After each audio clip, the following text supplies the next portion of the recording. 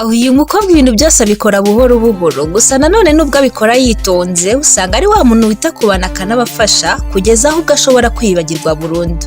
Ni wa muntu utinya kubabazwa, niyo mpamvu iyo yinjiye mu rukundo aba yumva byamuhira bikagenda neza 100%.